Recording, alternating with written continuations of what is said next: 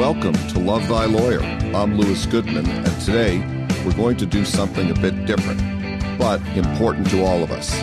Tom Kirkham, founder and CEO of IronTech Security, provides cybersecurity defense systems and consulting.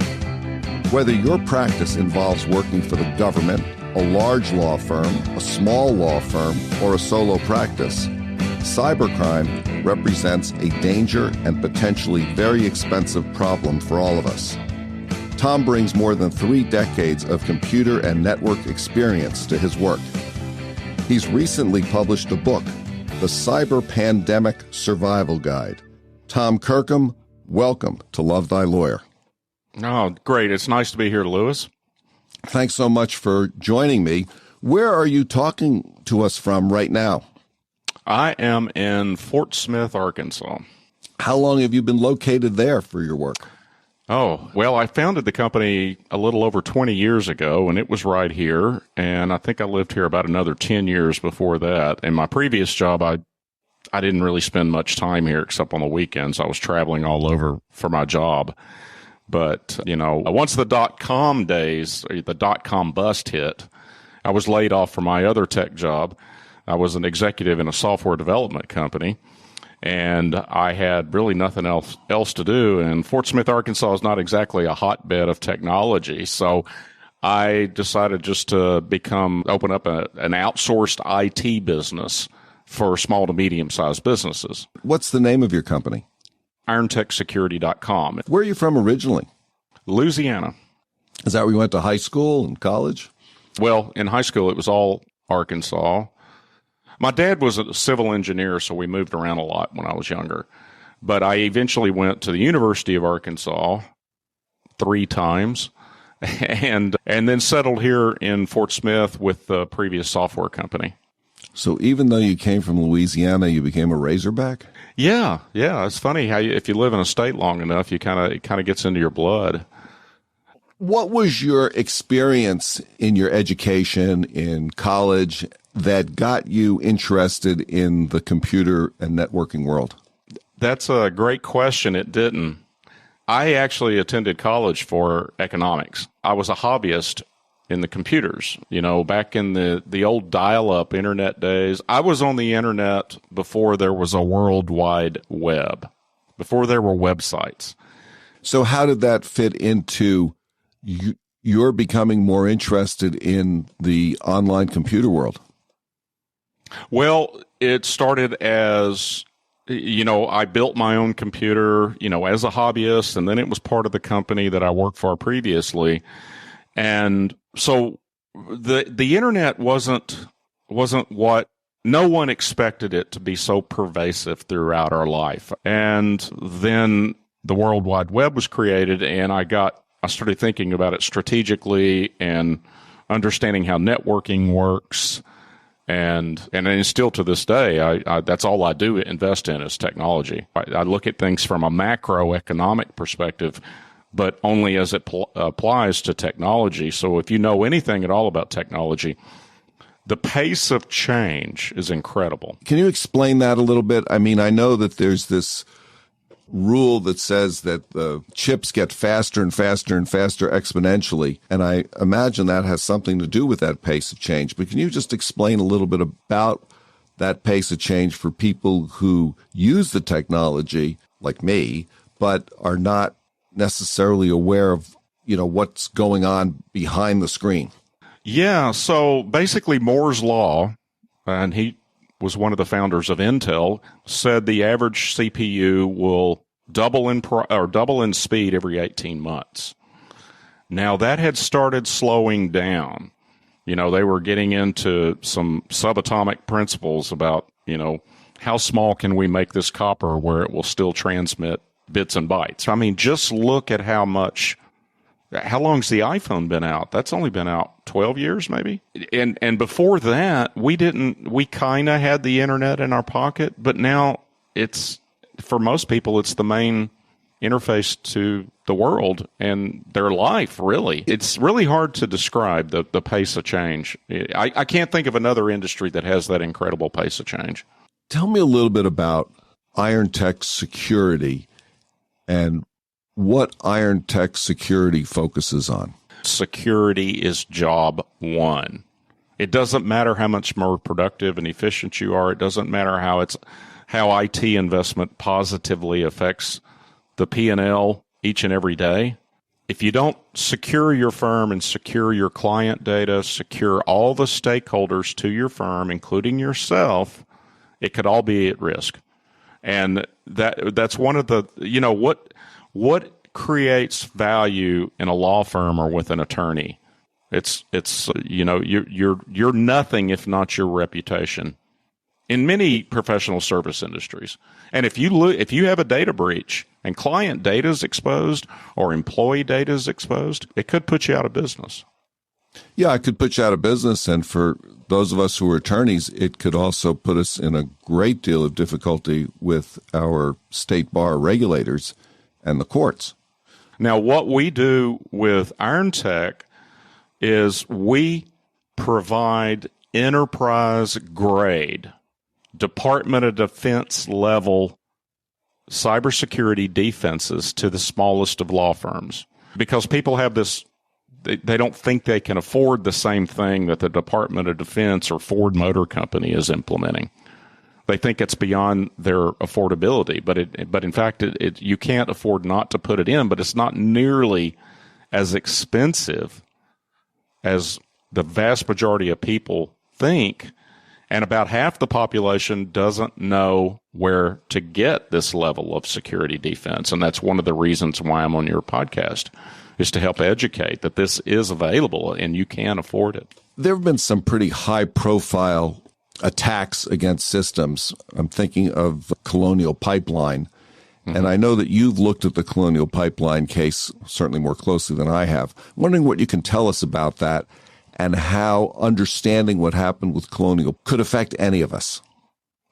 Colonial Pipeline did not have a chief information security officer.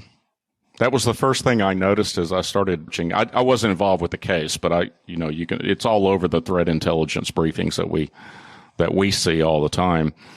And that's the very first thing I thought. Basically, what happened, they were a victim of a targeted attack, right? So the hackers knew it was a big target until it made the headlines on CNN and worldwide news. They had no idea they were attacking petroleum distribution that would affect the entire eastern seaboard. They actually apologized for the attack. So even though it was targeted, they still didn't know who or what it was. They just knew there were a lot of terminals and a lot of IP addresses, and they had a legacy virtual private network connection that was not protected by multi-factor authentication. And they cracked the password on it. No one was using it inside the company, and that is one of the things that a security officer will make sure is they're going to button up those things that are unused and turn them off or lock them down. Now, by all reports, their chief information officer was very competent and very capable, did a great job. But you've got to remember that security is a different skill set, it's a different expertise, and within that there's subcategories. But IT is really about increasing productivity and efficiency and just making sure things work. Security typically is a secondary. Now, if there's anybody involved with IT, I probably just offended someone, but it's my observation as well as others in the security business that this is typically what we find. We go into clients that their IT provider said, you need this internet protection suite. Symantec, Norton, McAfee, whatever it is they partnered up with. Well, those are not good protection. Those are not they're not enterprise grade malware prevention. A modern ransomware attack, which is what everyone has to worry about, a modern ransomware attack has no virus to detect. So they just blow right past an antivirus program. Because those products that you just mentioned are antivirus products. Right. And that's 40-year-old technology that has a locally updated frequently updated virus signature file or a virus definition file. So everything that's run on the computer, it has to run it through that signature file to see if this is a virus. And what the modern stuff, or this enterprise class endpoint protection, it's called an EDR. That's what the whole class is called. It uses artificial intelligence and a neural net to look at the behavior of both the user and the computer.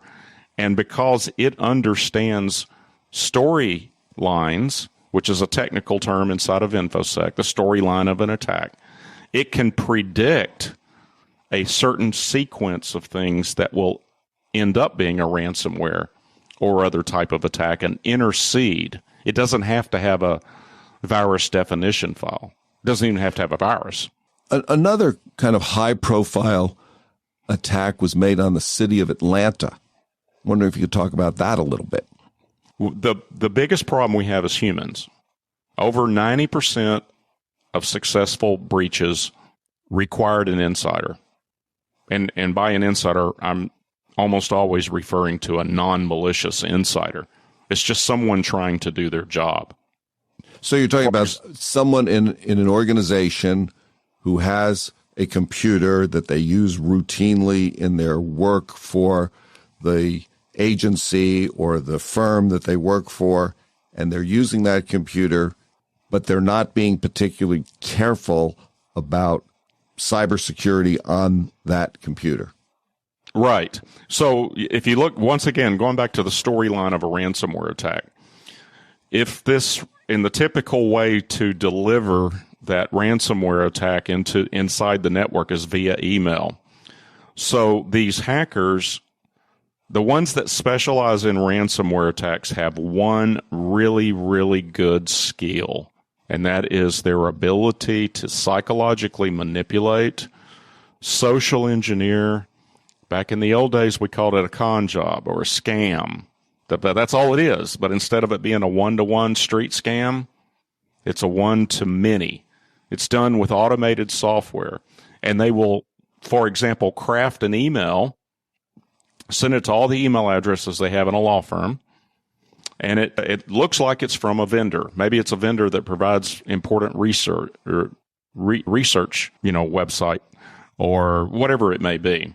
It looks like it's from them, and it says something to the effect of, hey, this is super urgent. These are the outstanding invoices that are unpaid. We're going to shut your service off immediately. Well, a bookkeeper gets that. He or she's going to think, wait a minute, we're all paid up. It's an automatic deal on my credit card. Let me open this file attachment up and see what they're saying. And typically that may be an Excel spreadsheet. It could be something else. But Excel will call a macro built into spreadsheets, right? The macro calls the Windows disk encryption service, and that unleashes the virus. It begins encrypting every file it can find on that computer in the entire network. Nowhere in that storyline is a virus. In fact, it's all built into Microsoft Office and Microsoft Windows. But those steps, a good EDR or artificial intelligence can see that is a very typical storyline and stop it before it begins encrypting files. How do you foresee the cyber threat landscape changing or evolving over the coming years?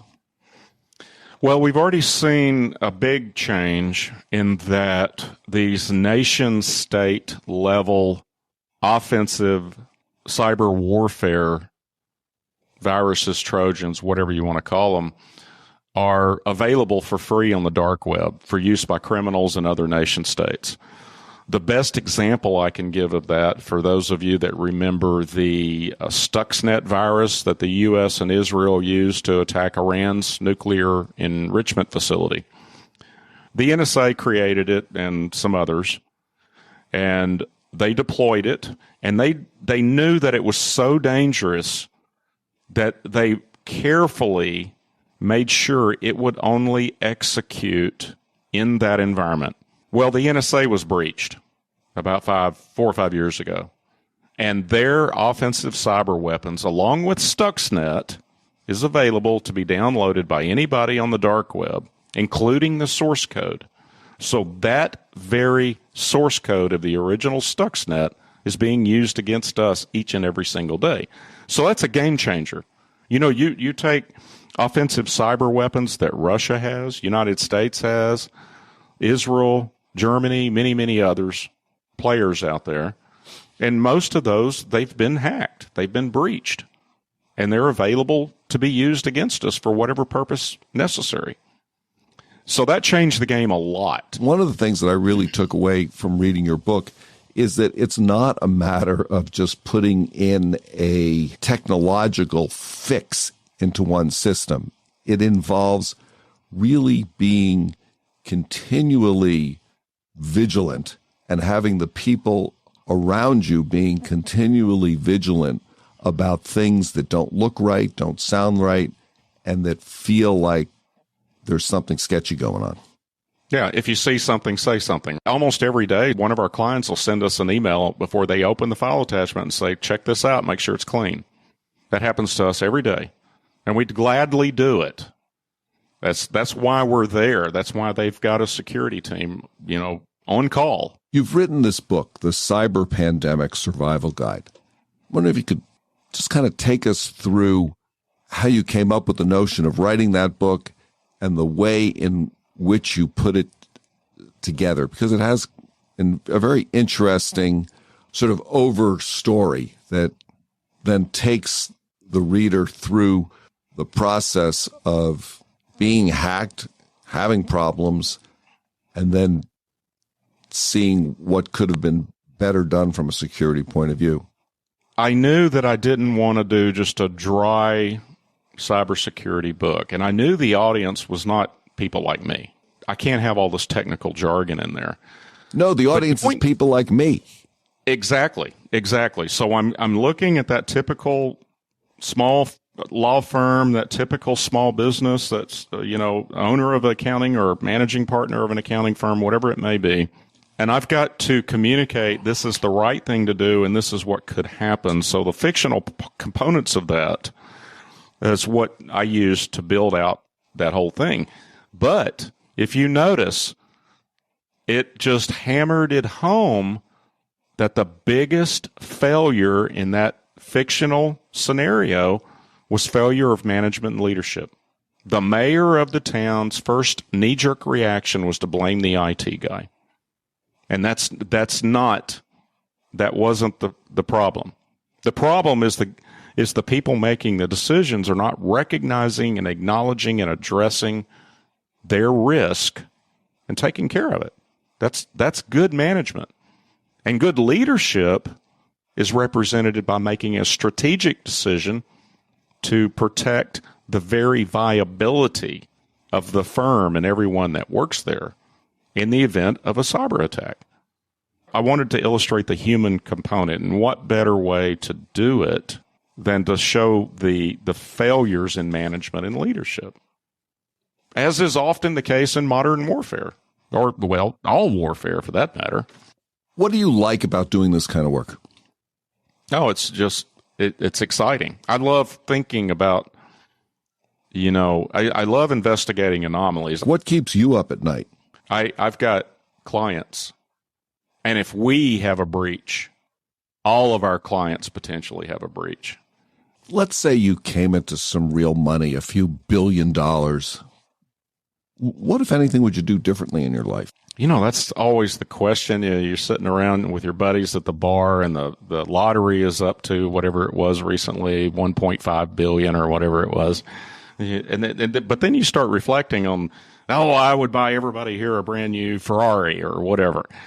And then you start reflecting on that, and you start imagining, what would you really do? And I have yet to come to a conclusion on that. I remember reading a biography or a book about Bill Gates and Warren Buffett telling him, this was in the earlier days of Microsoft, he could already afford a jet. But one word of advice is, Warren Buffett said, well, wait until you're 50 to buy a private jet. Well, that was ridiculous. Gates needed it when he was 30, and he did buy it early. But the other one is, when you've got this level of money, you can't eat any better. Cars are just going to get you from point A to point B. You've got to keep it all in perspective. I would do the same thing I'm doing now just in different places around the world. That's because we have our chief information officer lives in Egypt. Our chief marketing officer lives in Honolulu. And I frequently do things like this from, all over the place because I'm traveling for various reasons. And I think I would continue to do the very same thing. Maybe a little less. Tom, if someone listening to this wants to contact you about their own cybersecurity needs, what's the best way to do that? IronTechSecurity.com. My personal website is TomKirkham.com. There's contact forms that'll all get to me no matter what. Buy the book. It's available on Amazon, on Kindle, and a hardback copy or soft cover. Those will all get to me one way or the other. And if you've got any questions, anyone in our companies would be happy to talk to you. We understand who our audience is, and our job is to, it's not your job as a CEO or a business owner to understand it at this depth. And so the number one thing is to go to a security specialist, not IT. It's not in their wheelhouse. So it's really important to understand that IT is one thing, but internet security is something very different. Right. And security needs to be job one. That trumps everything.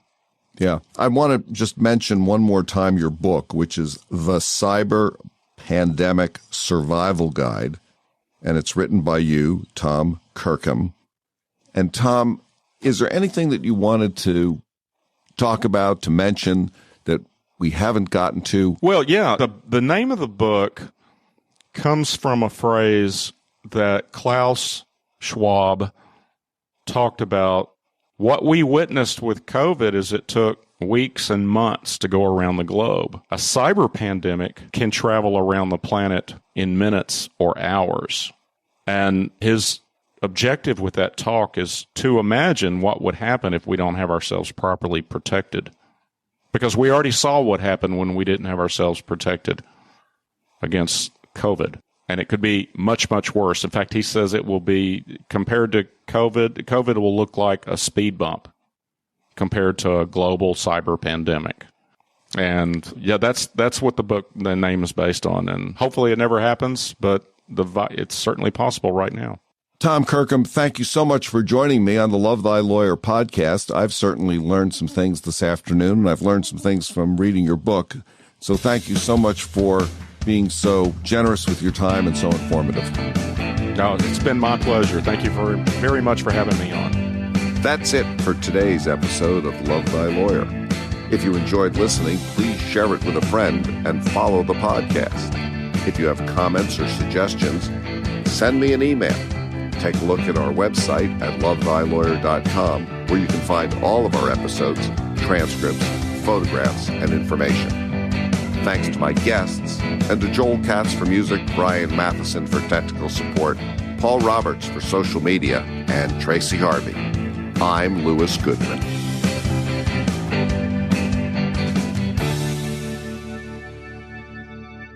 A lot of people don't realize it, but the internet was invented in the United States. The World Wide Web was actually invented in Geneva, Switzerland.